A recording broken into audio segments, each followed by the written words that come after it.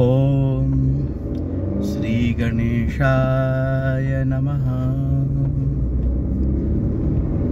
वक्रतुंड महाकाय सूर्यकोटि समप्रभ निर्विघ्नं कुरु मे देव सर्वकार्येषु सर्वदा।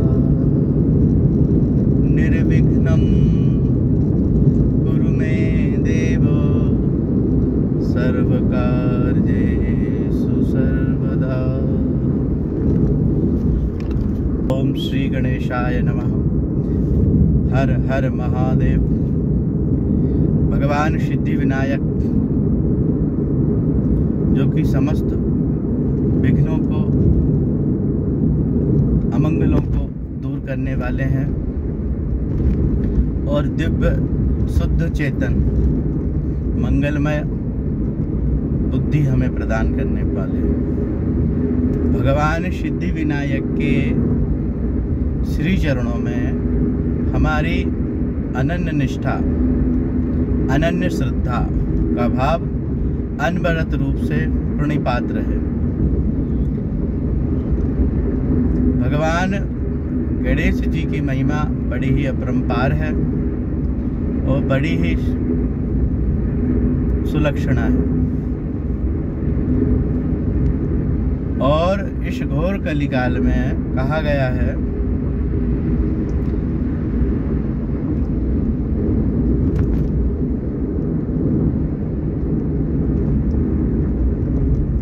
कलौ चंडी विनायक। इस घोर कलयुग में चंडी मतलब माँ भगवती और विनायक मतलब भगवान सिद्धि विनायक की उपासना बहुत ही उत्कृष्ट और श्रेयस्कर होती है। शीघ्र फल देने वाली, बहुत जल्दी फल की स्थिति साधक को नजर आने लगती है।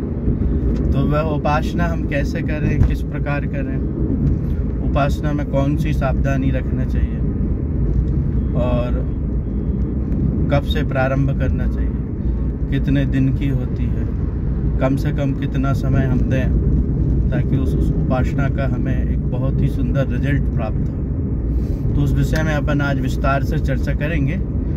वीडियो को पूरा देखिए, मन से देखिए, चित्तवृत्ति को एकाग्र करके देखिए, क्योंकि जीवन में ऐसी बात हृदय पटल पर उठना भगवान की कृपा के बिना संभव नहीं है।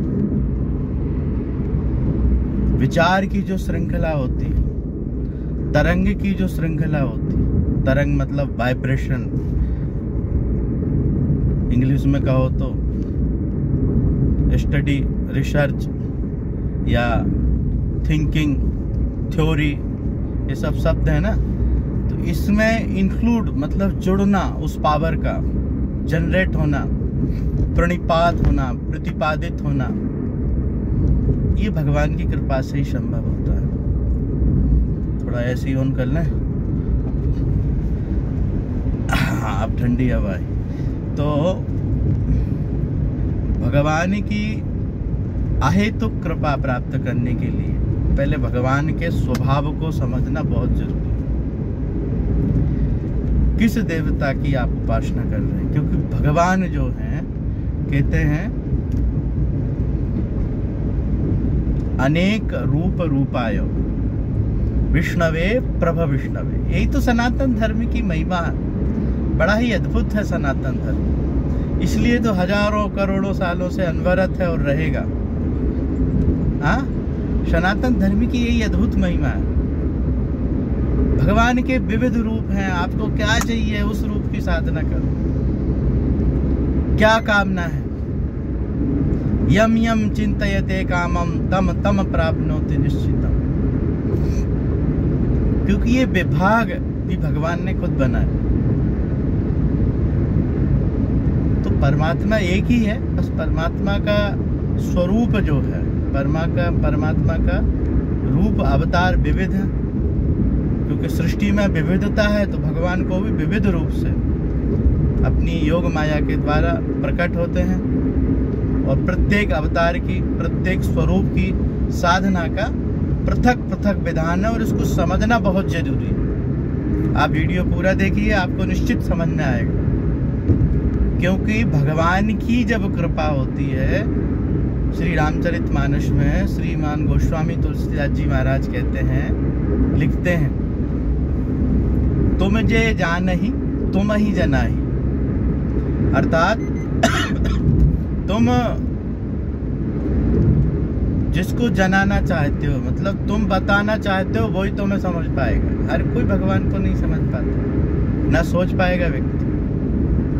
व्यक्ति अपनी निजी समस्याओं से, निजी विचारों से, निजी भावनाओं से, निजी कामनाओं से इतना व्यथित है, इतना व्यस्त है कि उसको कहाँ समय मिलेगा भगवान के स्वरूप को, भगवान की दिनचर्या को, भगवान की विशेषताओं, भगवान के वांगमय स्वरूप को समझ पाए।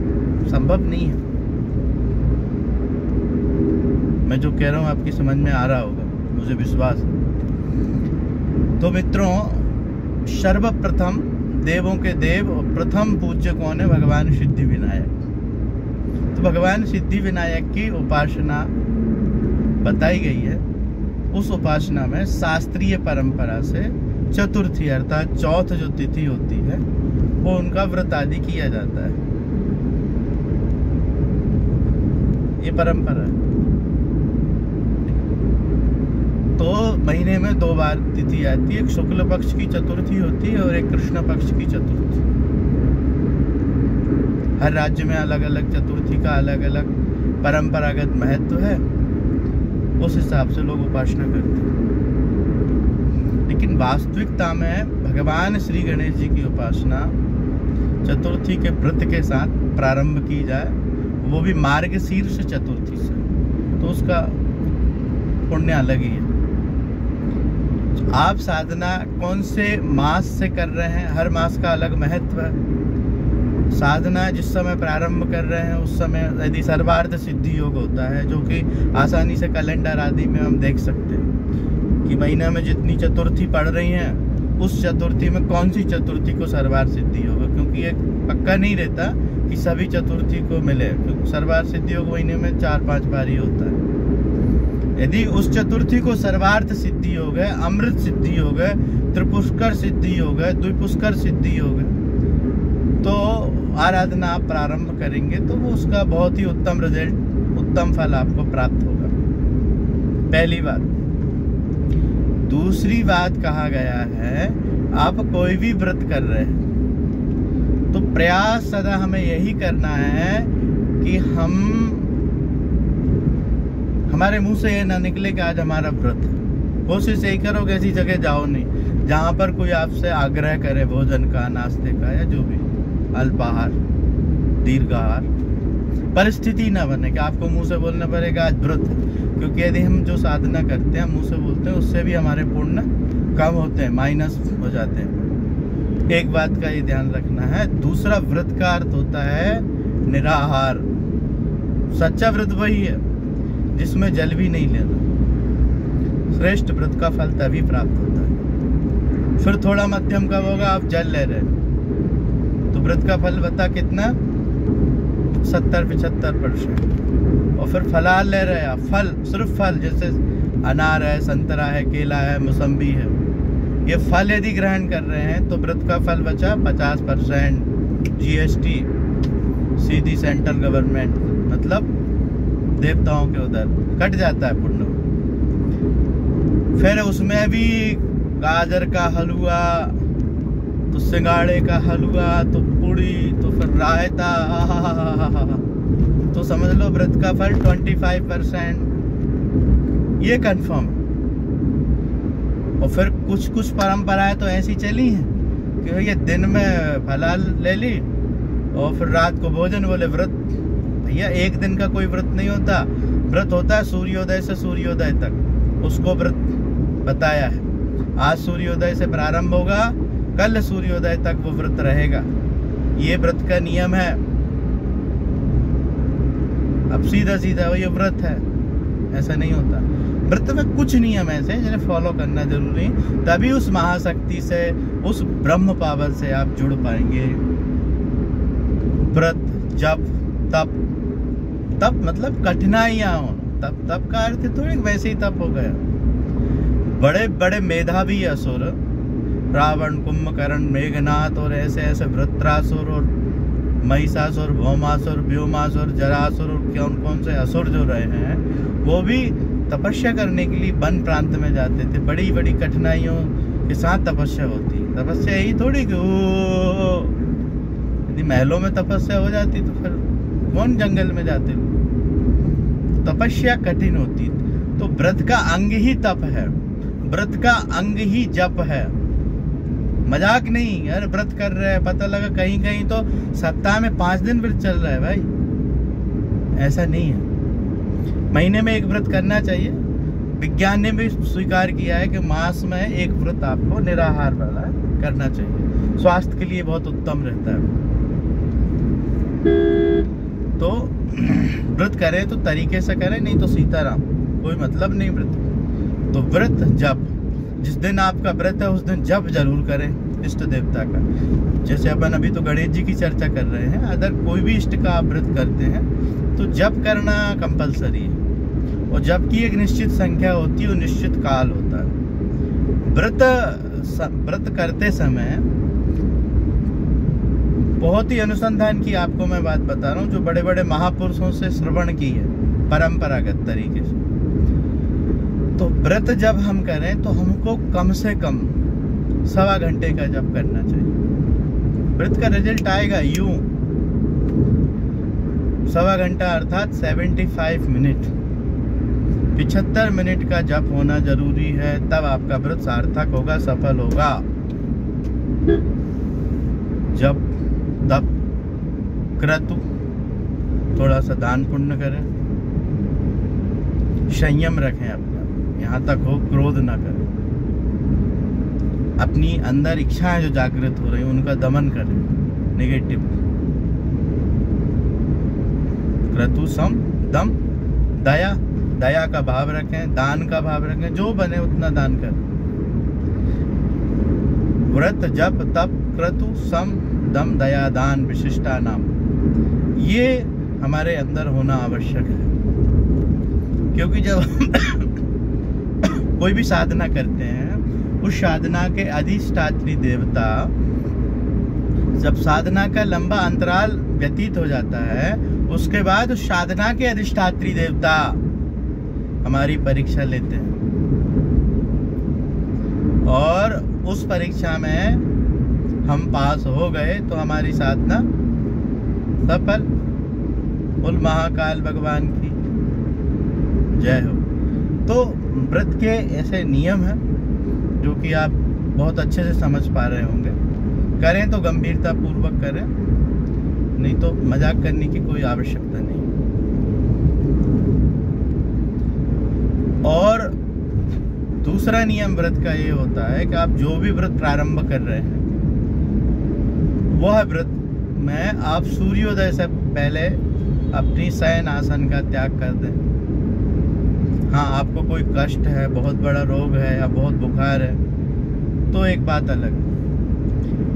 अदरवाइज आप सूर्योदय से पहले सोकर उठ जाएं, सूर्य भगवान को अर्घ्य दें, तो व्रत की महिमा और व्रत का पावर और व्रत की शक्ति बढ़ जाएगी नितांत रूप से। तो इस बात का बहुत ध्यान रखना है। और व्रत में जैसे कि अभी अपनी चर्चा हुई कि हमें जप करना है 75 मिनट, 1.25 घंटा, तो कम से कम उसमें कोई व्रत, जो भी इष्ट देवता है, जैसे अभी गणेश जी की चर्चा अपन कर रहे हैं, उनके विषय में बात चल रही है, तो गणेश जी के बीज मंत्र का कम से कम आप 12 माला जप करें। मतलब 1000 आपका जप हो गया और दशांश तर्पण आदि को मिला के 2 माला आपकी वो हो गई, मतलब 200 संख्या वो हो गई। टोटल 1200 संख्या का आपका जप हुआ, जो कि 1.25 घंटे में बिल्कुल आराम से हो जाए, पता ही नहीं चलेगा। और गणेश जी की जप में रुद्राक्ष की माला बहुत ही श्रेष्ठ बताई गई है, उससे यदि जप करते हैं तो बहुत अच्छा रिजल्ट आएगा। तो ये है जप की महिमा। अब जप में भी एक बात का ध्यान रखिए, साधक है, क्योंकि साधनाओं में हमें जब तक जानकारी नहीं प्राप्त होगी तब तक हम कैसे समझें। तो जो माला होती जप की, वह माला जप करते समय कोई व्यक्ति न देखे। एक गुरु परंपरा से हमें प्राप्त है। आपने कहीं भी देखा होगा बड़े बड़े साधक संत तपस्वी जप करते हैं तो गौमुखी में या कुछ न कुछ उनके पास होता है जो माला ढकी हुई रहती। तो माला को ढकी हुई होना बहुत आवश्यक है, ये महिमा है। तो आप जप करें, माला को ढक के रखें, उसका बहुत ही श्रेष्ठ महत्व। और श्रीमान भगवान सिद्धि विनायक गणेश जी की उपासना करते समय, जप करते समय हमारा जो फेस है, मुंह है, वह उत्तर दिशा में हो, इस बात का भी बहुत ध्यान रखना है। और जप करने से पहले आचमन आदि करके अपने शुद्ध होना चाहिए। और घी का एक दीपक लगाएं।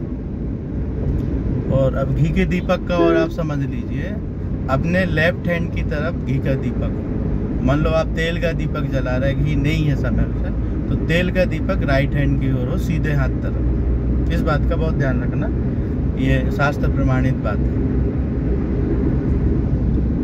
उसके बाद अपने देवता का ध्यान करिए और कपूर से या घी की बत्ती से भगवान की आरती करिए। उसके बाद फिर आप अपना मन में संकल्प लेके, नियम बहुत है लेकिन जो बहुत जरूरी वो मैं आपको बता रहा हूँ, मन में संकल्प लेके अपना जप प्रारंभ करिए। तो उस व्रत का फल बिल्कुल दिखेगा, बहुत जल्दी आएगा रिजल्ट। लोग कहते रिजल्ट नहीं आ रहा रे, हम तो बहुत भक्ति भाव दान पुण्य कर रहे हैं, बड़े परेशान हैं। तो दादा, कोई भी साधना, कोई भी उपासना, कहते हैं ना गुरु परंपरा से जुड़ के करना चाहिए। उसका अर्थ यही है कि आप किसी भी गुरु परंपरा से जुड़ेंगे तो साधना के मर्म को, साधना के रहस्य को आपको परंपरा से प्राप्त होगा। समझ रहे? थोड़ा सा मार्ग भी देखते जाइए, आनंद आएगा आज के सत्संग में। ये बहुत ही सुंदर मार्ग है जो कि भोपाल से जबलपुर के मध्य में है। तो जप की जो प्रक्रिया है वह यह है, और सीधे हाथ में माला होनी चाहिए और हमारी जो अनामिका उंगली है, माला उसके ऊपर हो और हल्का हल्का अंगूठे से आप आगे दाना बढ़ाते जाएं। जो हमारी फर्स्ट फिंगर है, अंगूठे के बगल वाली उंगली, जिसको हम तर्जनी उंगली बोलते हैं, वह माला में कदापि ना स्पर्श हो। इस बात का बहुत ध्यान रखना है। तो ये जप का नियम है। गिन के बढ़िया 12 माला जप करें। जप होने के बाद हाथ में जल लें और अपने इष्ट देवता के चरणों में अपनी जो भी मनोकामना है बोलते हुए चरणों में रख दें। अर्पण करना भी जरूरी जप के बाद। तो जप की महिमा ये है। और भगवान सिद्धि विनायक का प्रिय स्तोत्र का पाठ करना बहुत आवश्यक होता है। तो बहुत ही सरल, जिसको आप बहुत जल्दी से सीख सकते हैं, वह है भगवान का संकट नाशन गणेश स्तोत्र। संकट का दूर करने वाला, जिसमें गणेश जी के 12 नामों का उल्लेख किया गया है, उसका आप पाठ कर सकते हैं अपने ही इस YouTube चैनल पर। कुछ समय के बाद वह पाठ आपको प्राप्त होगा और बहुत ही भली भांति तरीके से आप सीख पाएंगे। तो पाठ वो भी देववाणी संस्कृत भाषा में यदि करते हैं तो भगवान और भी प्रसन्न होते हैं, देवता और भी प्रसन्न होते हैं। तो भगवान सिद्धि विनायक का पहला पाठ हो गया संकट नाशन गणेश स्तोत्र। दूसरा उनका जो अत्यंत प्रिय स्तोत्र है वह है श्री गणपति अथर्वशीर्ष। क्या नाम है? श्री गणपति अथर्वशीर्ष, जो कि वेदोक्त है, वेदों में कहा गया है। उसका यदि पाठ करते हैं तो कहना ही क्या है। और वह पाठ भी आपको अपने इसी चैनल पर प्राप्त होगा आज से ठीक 2 महीने बाद। तो आप अभ्यास करके वह पाठ प्रारंभ करिए। गणेश जी की प्रसन्नता यदि आपके जीवन में है तो जीवन में आने वाले विघ्न यूं ही दूर हो जाते हैं। पता ही नहीं चलता कब तकलीफ आई, कब कष्ट आया और कब चला गया। छूमंतर। लेकिन कुछ नियम है जिनका पालन करना जरूरी है, और श्रद्धा के साथ, प्रेम के साथ स्नेह के साथ, आनंद के साथ, उमंग के साथ, हर्ष के साथ, उल्लास के साथ, प्रमुदित, प्रसन्नचित और रोमांचित होकर हम उपासना करेंगे तो उपासना का हमें फल बड़ा ही सुंदर, बड़ा ही अद्भुत, बड़ा ही सहज, मंगलमय प्राप्त होगा। अब आपको बताते हैं दूसरे चरण की बात। दूसरे चरण में एक बड़े स्तर की साधना जब करते हैं साधक लोग, तो श्री गणपति अथर्व शीर्ष में बहुत अच्छा वर्णन आया है। गणेश जी कैसे प्रसन्न होते हैं, भगवान गौरी नंदन सिद्धि विनायक कैसे प्रसन्न होते हैं। तो कहते हैं फलस्तुति में बहुत ही अच्छा कहा है, यो दूर्वांग कुरैर यजति, यो दूर्वांग कुरैर यजति, सा क्या मतलब जो दूर्वांकुर से, दूबा जो कोमल कोमल दूबा होती है उसको संस्कृत में दूर्वांकुर बोलते हैं। यो दूर्वांकुरैर यजति, यजति मतलब चढ़ाना, एक एक दूबा प्रेम से चढ़ाना। यो दूर्वांकुरैर यजति, यजति मतलब यजन करना, अर्पण करना। सा वैश्रवणोपमो भवति, वह सब वैश्रवणोपमो मतलब ज्ञानी होता है, वह श्रेष्ठ होता है, अनुभवी होगा, चतुरता से युक्त होगा, वैश्रवणोपम। फिर यो लाजेर यजति, लाज मतलब लाई, लाई से अर्चन होता है। अर्चन कैसे होता है वो भी हम आपको बता रहे हैं। एक बड़े से पात्र में मान लो आपने लाई रख ली और एक अच्छी सुंदर पटा पे कपड़ा बिछाकर भगवान गणेश जी की मूर्ति स्थापित कर दी। दीपक जैसा आपको बताया था, घी का दिया लेफ्ट की ओर, तेल का दिया राइट की ओर, आपने प्रज्वलित भी कर दिया। उसके बाद बढ़िया मन में संकल्प लेकर, हाथ में जल लेकर मनी मन प्रार्थना करना है और उसके बाद आपको वह अर्चन करना है गणेश जी के एक एक मंत्र से। ओम श्री गणेशाय नमः अर्चयामि। तो आप दूबा से करते हैं तो दूबा छोड़ेंगे, लाई करते हैं थोड़ी थोड़ी लाई छोड़ते जाएंगे चरणों में। अर्चयामि शब्द का प्रयोग करना जरूरी है। तो यो दूर्वांकुरैर यजति सा वैश्रवणोपमो भवति।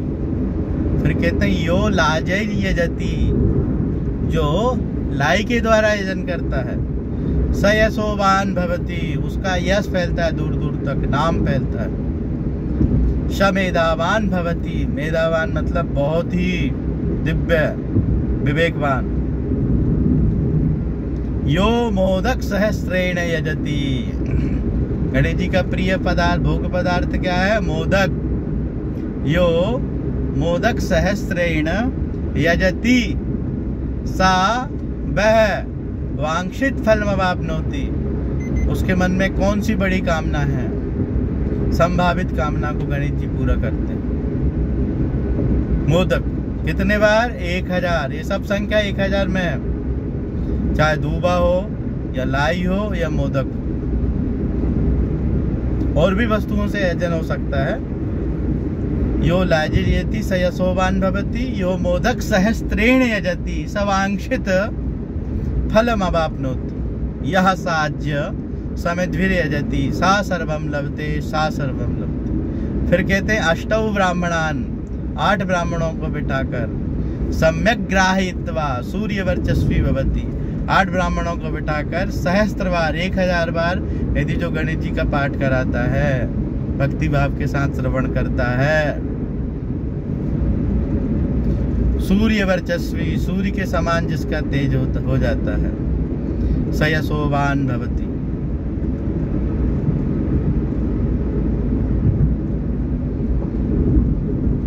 सूर्य ग्रहे प्रतिमा सन्निधौ वाजप्त्वा, मतलब ये सूर्य भगवान के प्रतिमा के सामने अथवा प्रातः काल में जब सूर्य भगवान उदय हो रहे हैं उस समय मंत्र सिद्ध हो जाता है। सूर्य भगवान के सामने जपने से, पाठ करने से ये पाठ आपका सिद्ध होता है।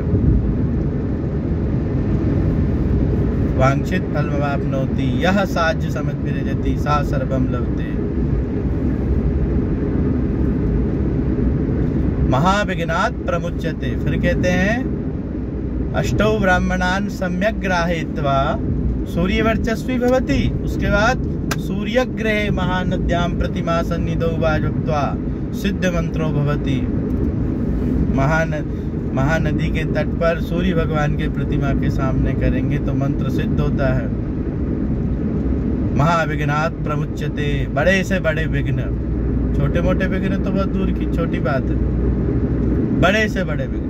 महाविघ्नात् प्रमुच्यते का अर्थ होता है जैसे अपन आंख बंद करके खोलते हैं ना उतनी देर में, प्रमुच्यते।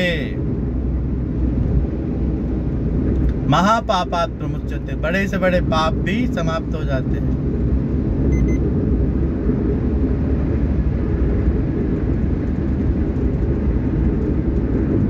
महादोषात् प्रमुच्यते, कोई बड़ा आपके ऊपर किसी ने झूठा दोष लगा दिया, झूठा मुकदमा कर दिया, हाँ, आपके विषय में कोई ऐसी बात आपकी समाज में फैला दी जिससे आपका यश क्षीण हो रहा है, जिससे आपकी छवि खराब हो रही है, वह सब समाप्त हो जाएगा। सा सर्वविद भवति, सा सर्वविद भवति या एवं वेदो, ऐसा वेद में कहा है, ऐसा आज नहीं कहा, 50 साल पहले नहीं कहा, 100 साल 200 साल पहले नहीं कहा, हजारों साल पहले वेद में कहा है, वेदोक्त बात है। तो प्रिय मित्रों, सनातन धर्म के प्रिय अनुयायियों, भगवान से प्रेम करने वाले प्रिय साधकों, मेरे विषय को आप बड़ी गंभीरता से सुन रहे हैं, उसके लिए आपको बहुत बहुत धन्यवाद। तो ये भगवान सिद्धि विनायक की उपासना का क्रम में आज हम श्रवण कर रहे हैं, कैसे करें भगवान महागणेश की सफलतम उपासना। देखो, उपासना या कोई भी विषय हो संसार में, उसको समझने के लिए पहले मन में बिल्कुल निष्ठा और श्रद्धा और पूर्ण विश्वास के साथ, क्योंकि मंत्र जाप मम दृढ़ विश्वासा पंचम भजन सुवेद प्रकाश। नवदा भक्ति के अंतर्गत भगवान श्री सीताराम जी ने, भगवान रामचंद्र जी ने, प्रभु श्री राम ने सबरी माता को जब नवदा भक्ति श्रवण करा रहे थे तब उन्होंने कहा है, प्रथम भगति संतन करी संगा, हाँ, दूसरी रति मम कथा प्रसंग, हाँ, और मंत्र जाप मम दृढ़ विश्वास।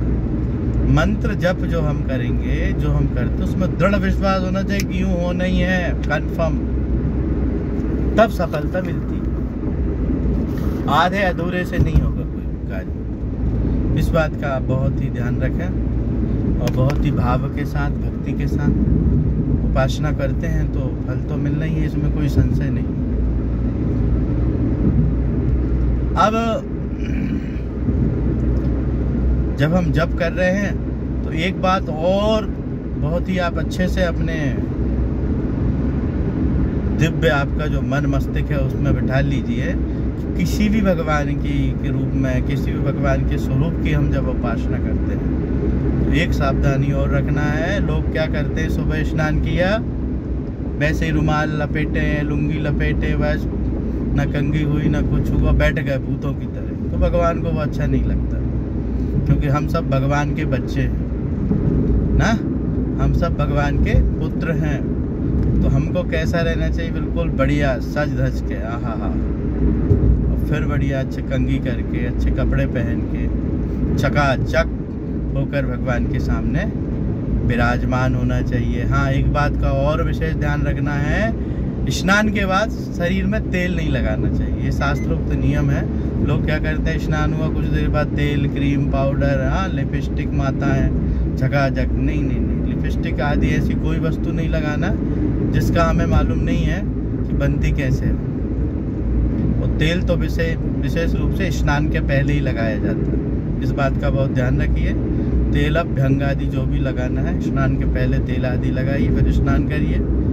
और क्योंकि आजकल मार्केट में कौन सी क्या चीज़ बन रही, सजना है, आप अच्छे से कपड़ा पहनिए, मुंह पोंछिए, बालों को ठीक करिए, बस उतने श्रृंगार तक की मैं बोल रहा हूँ। बाकी का अगला जो श्रृंगार है, कॉस्मेटिक ब्रांड मार्केट में बहुत ही इस समय मिलावट चल रही, कुछ नहीं कह सकते किस में क्या मिला है। बस सुंदरता बनाने के चक्कर में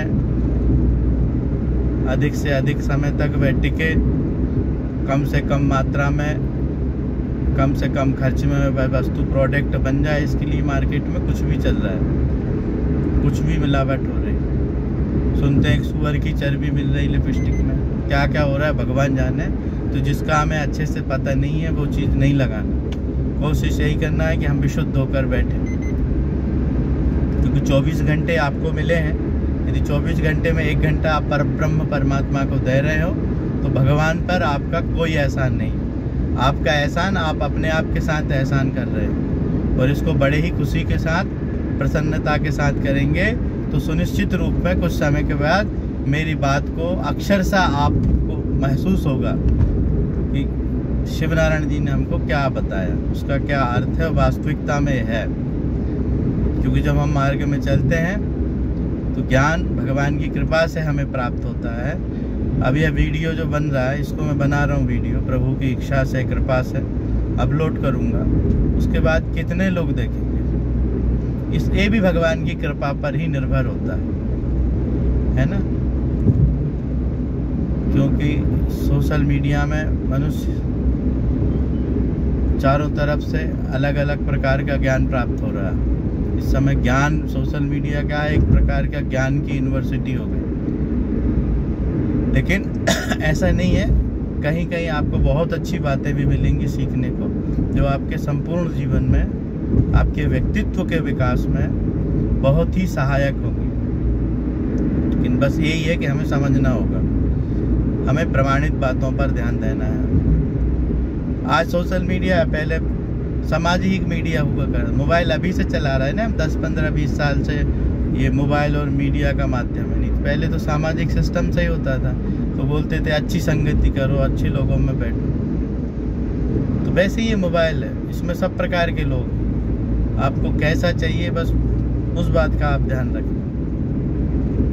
और कोशिश यही करेगा पॉजिटिव चीज़ों से जुड़े रहें। पॉजिटिव जहां आपको लग रहा है ना, यह बहुत अच्छी भाई हमारे आध्यात्म का विकास करेगी, सांसारिक विकास में सहायता देगी, उसको आप सब्सक्राइब करें और जुड़े रहें, और समय समय पर जरूर देखें। और इस वीडियो को आप सुनते हुए कुछ पॉइंटों को आप नोट करें, क्योंकि आप पॉइंट नोट करेंगे तो आपको निश्चित समझ में आएगा। नहीं तो सुना, ध्यान में आया, थोड़ी देर अच्छा लगा और भूल गए। इसलिए कोई भी विषय वस्तु को, यदि बहुत अच्छी कोई भी चीज़ लग रही है तो उसको लिखना जरूर, और लिखने के बाद फिर उसको बीच बीच में पढ़ना, तो आपके दिमाग के उसमें बैठ जाएगी वो अंतःकरण में, और आपके पूरे जीवन भर वो काम आएगी। क्योंकि सकारात्मक वस्तु को अंतःकरण पटल पर, पटल 2-3 प्रकार के होते हैं, अंतःकरण पटल बहुत स्पेशल होता है। यहाँ पर जो बैठ गई वस्तु तो कहने ही क्या, आहा ना, तो इस बात का बहुत ध्यान रखना है। तो पाठ जो है, भगवान सिद्धि विनायक कलयुग के साक्षात देवता हैं, और माँ भगवती, इनकी उपासना का फल बहुत ही अद्भुत है। विघ्नेश्वराय वरदाय सुरप्रियाय, अर्थात जो भगवान देवताओं के प्रिय हैं, बड़े बड़े देवता भी इनकी उपासना करते हैं। कौन की? भगवान सिद्धि विनायक। देखो आपको दर्शन भी करा देता हूँ, विराजमान है गाड़ी पर। आज इनकी चर्चा हो रही है, इनके परम पावन आप दर्शन भी कर लीजिए। देखिए ये विराजमान है भगवान सिद्धि विनायक गणेश जी, बहुत ही अद्भुत बुद्धिमान भगवान शिव के परम प्रिय पुत्र।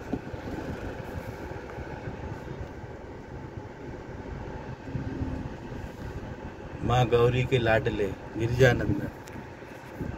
आज हम इनके विषय में चर्चा कर रहे हैं, और ये लंबा चौड़ा वीडियो भगवान सिद्धि विनायक के भक्तों के लिए विशेष रूप से समर्पित रहेगा।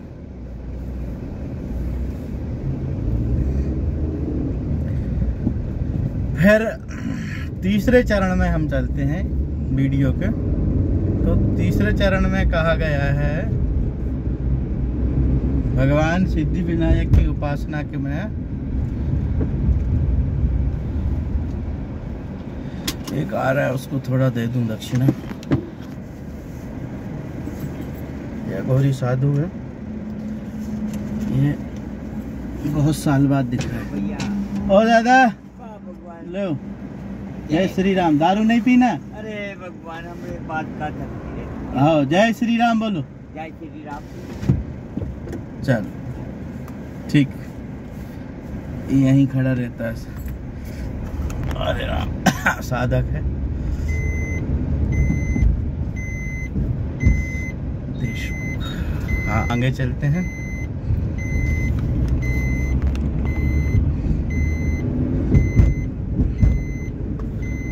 अरे टोटो कब बंद हो गई? लगा लूं सीट बेल्ट। तो तृतीय चरण की ओर चलते हैं। तृतीय चरण में आसन का बहुत महत्व है, उस बात का बहुत ध्यान रखिए। आसन जो होती है, सबसे श्रेष्ठ आसन बताइए कृष्ण मृगचर्म। मृगचर्म, लेकिन मृगचर्म सबके लिए संभव नहीं है, तो वैकल्पिक आसन बताइए ऊन की आसन। और कृष्ण मृगचर्म के बाद और श्रेष्ठ जो आसन है कुसा की है, यदि शुद्ध कुसा के द्वारा बनी हो तो, कांस आदि की ना हो वह, तो मृगचर्म, उसके बाद कुशासन, और फिर ग्रस्त के लिए ऊन की आसन, शुद्ध ऊन की। और किस भावना से आप साधना कर रहे हैं, इस बात पर आसन का कलर निर्भर करता है। यदि आप ज्ञान, शिक्षा में सफलता, आकर्षण आदि के लिए साधना कर रहे हैं, मन की शांति के लिए साधना कर रहे हैं, तो आसन का रंग होना चाहिए श्वेत। श्वेत अर्थात सफेद। और यदि आप राजनीति में सफलता के लिए अनुष्ठान कर रहे हैं, साधना कर रहे हैं, किसी भी भगवान का, किसी भी भगवान के किसी भी स्वरूप का, है ना, भगवान तो एक ही है, स्वरूप अनेक है उनके, और उन स्वरूपों में और स्वरूपों की महिमा अलग अलग है ना। तो आप राजनीतिक क्षेत्र में, राजद्वार में विजय प्राप्ति के लिए आप साधना कर रहे हैं, या कोई प्रमोशन के लिए, है ना, आप कहीं यदि नौकरी करते हैं और आपका प्रमोशन रुका है ना, प्रमोशन के लिए, या आपको आपकी नौकरी के क्षेत्र में कष्ट हो रहे हैं, परेशानियां हो रही, बड़ा अधिकारी आपको भावनाओं को समझ नहीं रहा, तंग कर रहा है, या कोई भी आपको कष्ट है कर्म क्षेत्र से, तब भी आसन का कलर कौन सा होगा? पीला। उस समय पीला कलर। कर्म से यदि बात जुड़ती तो, कर्म और राजनीति से, और बल की प्राप्ति के लिए ना, कोई भूमि से रिलेटिव कष्ट है, प्रॉपर्टी बिक नहीं रही, या कोई प्रॉपर्टी अच्छी खरीदना है, या आपको शारीरिक बल की दिक्कत हो रही है, या आप भाई हैं, आपके परिवार में कोई आग लगा रहा है, आप लोगों को झगड़ा करा रहा है, या किसी प्रकार के पारिवारिक विवाद उत्पन्न हो रहे हैं, या कोई आपके ऊपर ऋण है, ऋण से मुक्त नहीं हो पा रहे, आदि आदि, या ऋण लेने में तकलीफ हो रही है, तो या किसी को ऋण दिया है वो वापस नहीं आ रहा, उस काल में आप लाल रंग की आसन प्रयोग करें। अब मान लो ऊन तो सफेद है कलर का ही आसन मिला आपको, तो उस पे आप लाल कवर चढ़ा लो। आसनों के 3 रंग का विशेष ध्यान रखना है। और काल भैरव आदि साधना में आसन का रंग काला प्रयोग करते हैं लोग, ब्लैक। तो विशेष रंग 3 ही है, सफेद, पीला, लाल। श्वेतांबर, पीतांबर, बाघांबर अंगे, सनकादिक, ब्रह्मादिक, भूतादिक संगे। तो आसन का एक विशेष महत्व है। और साधना काल में भले ही आप साधना करना चाहिए लग के, आप 11 दिन की करो, 5 दिन की साधना करो, 7 दिन की करो, 1.25 महीने की करो, साधना बीच बीच में वर्ष में 1-2 बार करना चाहिए। साधना का अर्थ है उतने समय तक घर से बाहर मत निकलो, और साधना जहाँ तक हो तो गोपनीय रहे तो बहुत अच्छा फल होता है। देखिए कितना सुंदर पीपल का पेड़ है हाईवे पे। तो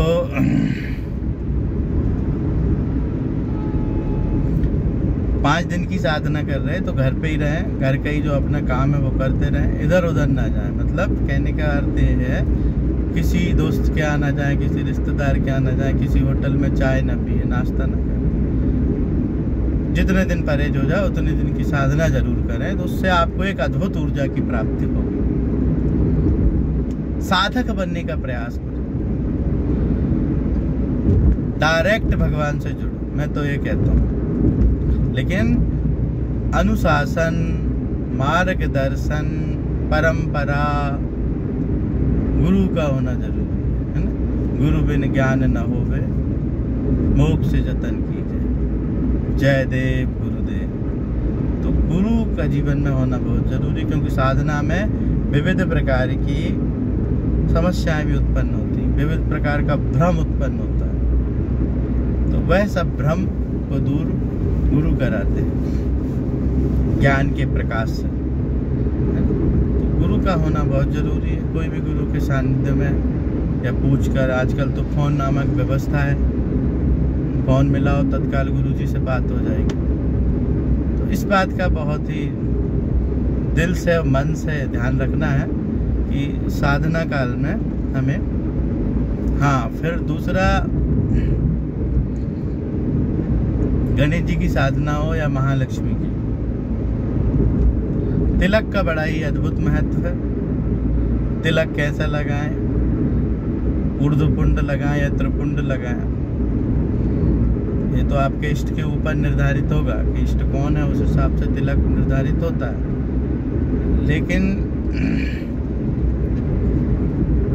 यदि आप त्रिपुंड लगाते हैं तो उसकी जगह, त्रिपुंड में बड़े बड़े साधकों ने कहा है कि बिल्व पत्री की जो लकड़ी होती है उसको बढ़िया तैयार करें, गोल बनाए उसको, मुठिया उसका, और उसको घिस के यदि माथे पे लगाते हैं पत्थर पर, तो लक्ष्मी जी की प्राप्ति के लिए बहुत अच्छी बताई गई है।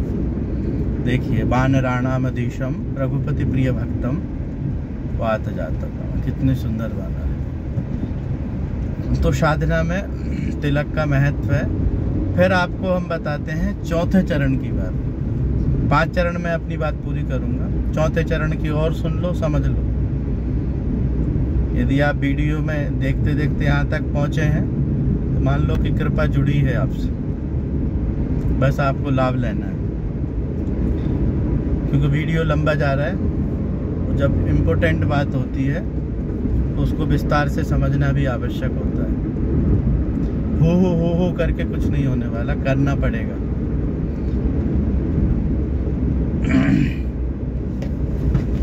थोड़ा पानी पी लूं।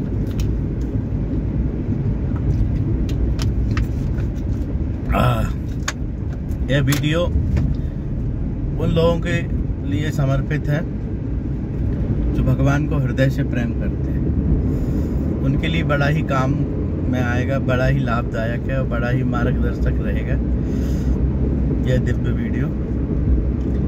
तो आध्यात्म में आसन, साधु साई जीवन में एक मंत्र है, आसन, वासन और शासन। ये जब कोई साधु बनता है, हम भी आध्यात्म मार्ग की शरण में रहे बहुत समय तक और आज भी हैं, तो जब हम प्रारंभ में थे तो सुनने को मिलता था बड़े बड़े संतों से, कहते थे आसन, वासन और शासन 3 चीजों का ख्याल रखना चाहिए, ध्यान रखना चाहिए। अरे भाई मार्ग दे दे। तो आसन तो मैंने आपको बता दी, आसन की प्रक्रिया शायद आप समझ गए होंगे। और दूसरी प्रक्रिया है वासन की, कि जिस पात्र से हम ग्रहण कर रहे हैं, हम किसी के घर जाएंगे, इधर उधर घूमेंगे, होटल में खाएंगे, तो वासन का भेद उत्पन्न होगा ना। तो वासन से भी ऊर्जा खंडित होती है, क्योंकि हम जो भी साधना करेंगे, तपस्या करेंगे, उससे एक ऊर्जा का निर्माण होता है, तो वो ऊर्जा कहीं न कहीं से खंडित हो जाती है। इसलिए कहा है आसन, वासन और शासन। शासन मतलब नहीं तो नहीं, हाँ तो हाँ। ये चीज नहीं खाना, नहीं खाना, यहाँ नहीं जाना, नहीं जाना, ये नहीं बोलना, नहीं बोलना। स्वयं पर अनुशासन। आप कहीं और शासन चलाना अलग है, स्वयं पर शासन चलाना, इंद्रियों को नियंत्रित करना, ये भगवान की कृपा से ही संभव है दादा, बिना कृपा से नहीं होता। क्योंकि कहा गया है बिनु हरि कृपा मिलही नहीं संता। भगवान की कृपा के बिना संतों का मिलना कठिन है। कहाँ कहा? विभीषण जी ने कहा हनुमान जी महाराज से लंका में कि भगवान की जब कृपा होती है तभी संतों का दर्शन होता है। बिना प्रभु की कृपा से भक्ति मार्ग में एंट्री लेना आहा असंभव। महामाया हरिशैसा तया सम्मोह्यते जगत ज्ञानी नाम पिचेतांसी देवी भगवती सा। इस श्लोक को बताने से पहले मैं आपको बताऊं, एक ये व्यू देखिए, बड़ा ही सुंदर है। नागिन मोड़ का दृश्य हिमालय पर्वत की तरह लगता है देखने में, बड़ा ही अद्भुत।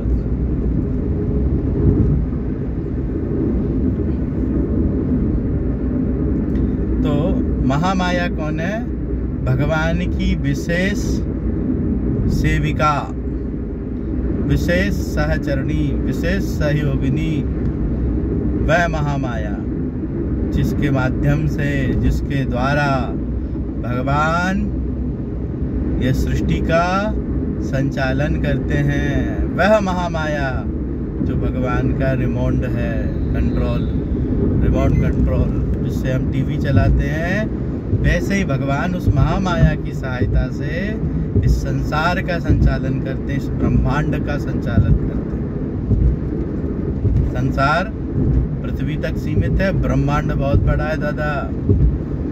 बड़े बड़े वैज्ञानिकों ने माना है कि सूर्य भगवान के सामने पृथ्वी कितनी सी एक राई के बराबर।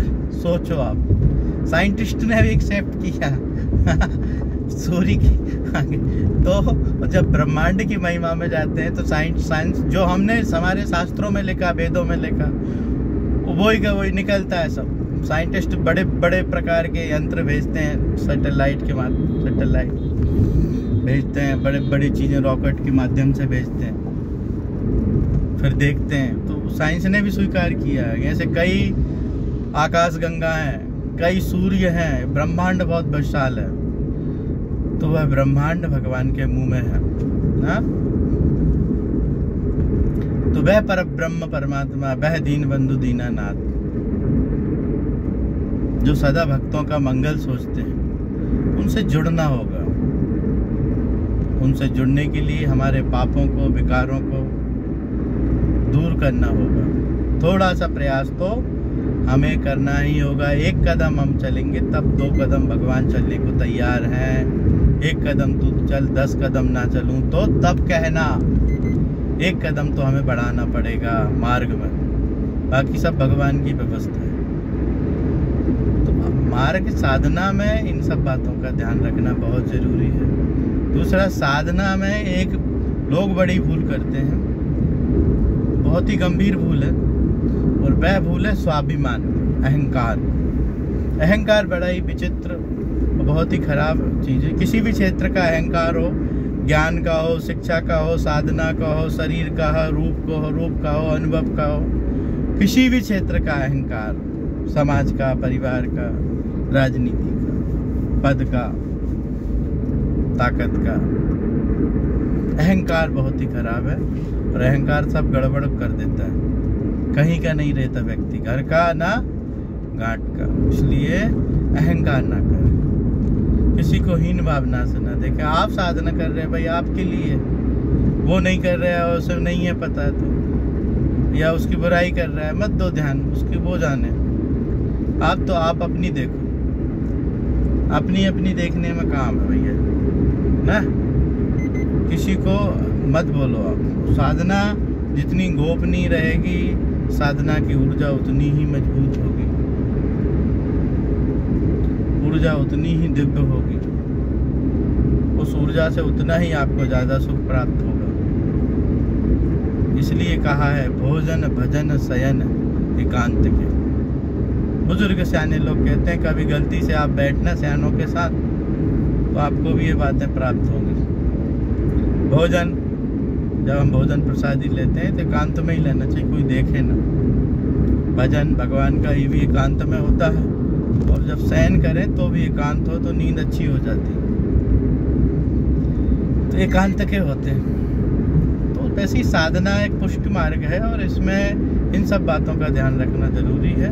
वीडियो लंबा जा रहा है लेकिन आपके हित के लिए जा रहा है, और आप इन सब पॉइंट को बड़ी अच्छे से एकांत में बैठकर एक कॉपी में लिखें और अपने जीवन में अवश्य उतारें। और वीडियो पूरा करने से पूर्व हम भगवान सिद्धि विनायक का ध्यान करेंगे, जिनकी कृपा से यह वीडियो निर्विघ्नता पूर्वक इतना लंबा बन गया। ऐसे भगवान करुणा निदान, भक्त वत्सल, दयालु, दया निदान, सभी प्रकार से हमारा मंगल करने वाले भगवान मंगल मूर्ति को हम धन्यवाद देते हुए उनके परम पावन स्तोत्र का पाठ करेंगे। उसके बाद ये वीडियो उन सब भक्तों के लिए समर्पित है जिन पर भगवान सिद्धि विनायक की कृपा है। वह निश्चित इस वीडियो को देखेंगे।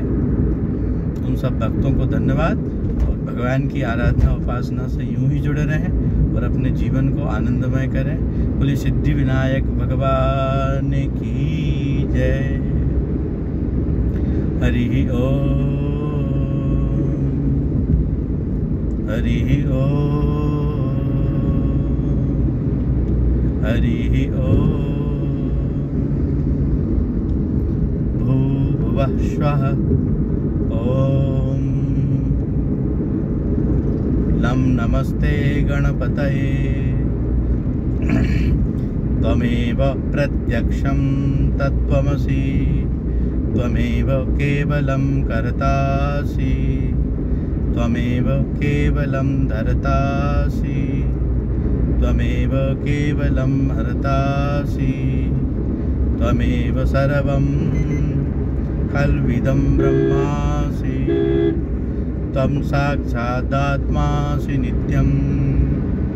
ऋतं वच्मि सत्यं वच्मि, अवत्वं माम् अववक्तारम् अवश्रोतारम् अवधातारम् अवानुचानमवशिष्यम् अवपश्चातात् अवपुरस्तात् अवचोत्तरातात् अवदक्षिणातात्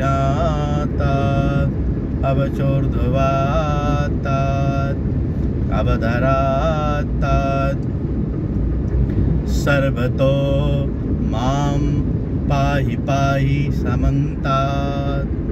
त्वं वाङ्मयस्तत्त्वं चिन्मयः, त्वमानन्दमयस्तत्त्वं ब्रह्ममयः, त्वं सच्चिदानन्दाद्वितीयोऽसि, त्वं प्रत्यक्षं ब्रह्मासि, त्वं ज्ञानमयो विज्ञानमयोऽसि,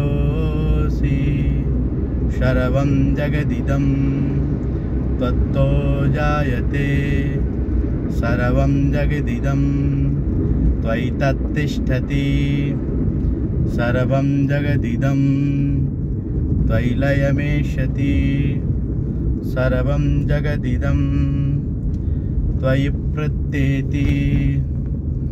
त्वं भूमिरापो नलो निलो नवः, त्वं चत्वारि वाक्पदानि, त्वं गुणत्रयातीतः, त्वं देहत्रयातीतः, त्वं कालत्रयातीतः, त्वं मूलाधारस्थितोऽसि नित्यं, त्वं शक्तित्रयात्मकः, त्वां योगिनो ध्यायन्ति नित्यं।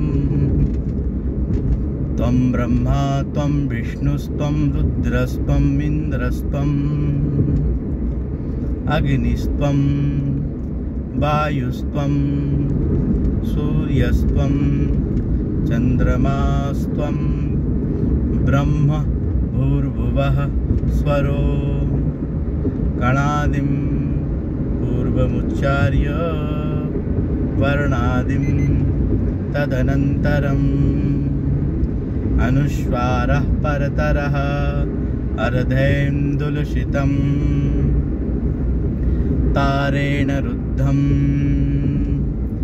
एतत्तव मनस्वरूपम् गकारो पूर्वरूपम् अकारो मध्यमरूपम् अनुस्वारशान्तरूपम् बिन्दुरुत्तररूपम् नादः संधानम् संहिता संधि सैसा गणेश विद्या गणक ऋषिः नृचित गायत्री छंदा श्रीमन्महागणपतिर्देवता। ओम गंगणपतये नमः। एकदन्ताय विद्महे वक्रतुंडाय धीमहि तन्नो दन्ति प्रचोदयात्। एकदन्तं चतुर्हस्तं पाशमङ्कुशधारिणम् अभयं वरदं हस्तैर्बिभ्राणं मूषकध्वजं रक्तं लम्बोदरं शूर्पो कर्णकं रक्तवाससं रक्तगन्धानुलिप्ताङ्गं रक्तपुष्पैः सुपूजितं भक्तानुकम्पिनं देवं जगत्कारणमच्युतम् आविर्भूतं च सृष्ट्यादौ प्रकृतेः पुरुषात् परम् एवं ध्यायति यो नित्यं स योगी योगिनाम्बर। नमो प्रातपतये नमो गणपतये नमः प्रमथपतये नमस्तेस्तु लम्बोदरायैकदन्ताय विघ्नविनाशिने शिवसुताय श्रीवरदमूर्तये नमो नमः। एतत् अथर्वशिरो योधीते स ब्रह्म भूयाय कल्पते सा सर्वविघ्नैर्न बाध्यते सा सर्वतः सुखमेधते सा पंचमहापातकोपपातकात् प्रमुच्यते। सायं धियानो दिवसकृतं पापं नाशयति प्रातर्धियानो रात्रिकृतं पापं नाशयति। सायं प्रातः प्रियुञ्जानो अपापो भवति धर्मार्थ काममोक्षं च विन्दति। इदमथर्वशीर्षम् अशिष्याय न देयं यो यदि मोहात् दास्यति स पापीयान् भवति। सहस्रावर्तनाद्यं यम काममधीते तम नेन साध्येत् अनेन गणपतिमभिषिञ्चति सब अग्नि भवति। चतुर्थ्या मनस्नं च पति स विद्यावान् भवति इत्यर्थर्वणवाक्यं। ब्रह्मद्याचरणं विद्यात् न बिभेति कदाचनेति। यो दूर्वाङ्कुरयजति स वैश्रवणोपमो भवति। यो लाजैर्यजति स यशोवान् स मेधावान् भवति। यो मोदक सहस्रेण यजति स वाञ्छित् फलमवाप्नोति यः साज्य समिद्भिर्यजति सा शर्वं लभते। अष्टौ ब्राह्मणान् सम्यग् ग्राहयित्वा सूर्यवर्चस्वी भवति। सूर्यग्रहे महानद्यां प्रतिमा सन्निधौ वा जप्त्वा सिद्धमन्त्रो भवति। सिद्धमन्त्रो भवति। महाविघ्नात् प्रमुच्यते, महापापात् प्रमुच्यते, महादोषात् प्रमुच्यते। सा शर्वविद् भवति। सा शर्वविद् भवति। सा शर्वविद् भवति। य एवं वेद, य एवं वेद। ॐ भद्रं कर्णेभिः शृणुयाम देवा। भद्रं पश्येमाक्षभिर्यजत्राः। स्थिरैरङ्गैस्तुष्टुवाग्वं सस्तनूभिर्व्यसे महिदेवहि तं जदायुः। शतमिन्युशरदो अन्ति देवा यत्रा नश्यक्राजरसं तनूनां मा पुत्रासो यत्र पितरो भवन्ति मानो मध्यारी रिखतायुर्गन्तोः। अदितिर्द्यौरदितिरन्तरिक्षमदितिर्माता स पिता स पुत्राः। विश्वे देवाः अदितिः पञ्चजना। अदितिर्जातमदितिर्जनित्वं अदितिर्जातमदितिर्जनित्वं द्यौः शान्तिरन्तरिक्षग्वं शान्तिः पृथिवी शान्तिरापः शान्तिरोषधयः शान्तिः वनस्पतयः शान्तिर्विश्वे देवाः शान्ति ब्रह्म शान्तिः सर्वज्ञं शान्तिः शान्तिरेव शान्तिः सामा शान्तिरेधि जतो यतः समीहसे ततो नो अभयं कुरु सन्नः कुरु प्रजाभ्यो भयं नः पशुभ्यः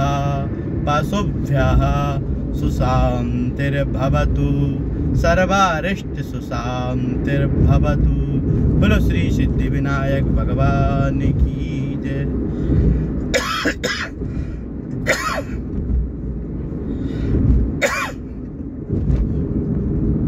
भगवान सिद्धि विनायक की, भगवान गिरिजानंदन की, भगवान शिवनंदन श्रीमन महागणपति की अहेतुक कृपा से यह बहुत ही दिव्य, प्रेरणादायक, आध्यात्म पुष्टिकारक, सांसारिक क्षेत्रों में लाभदायक, अन्य क्षेत्रों में उपयुक्त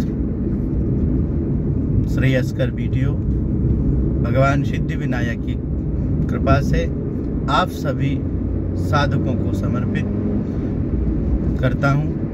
पुनः भगवान सिद्धि विनायक के चरणों का ध्यान करते हुए यह वीडियो पूरा होता है। ओम गंगणपतये नमः। ओम गंगणपतये नमः। ओम गंगणपतये नमः। बोलो गौ माता की जय।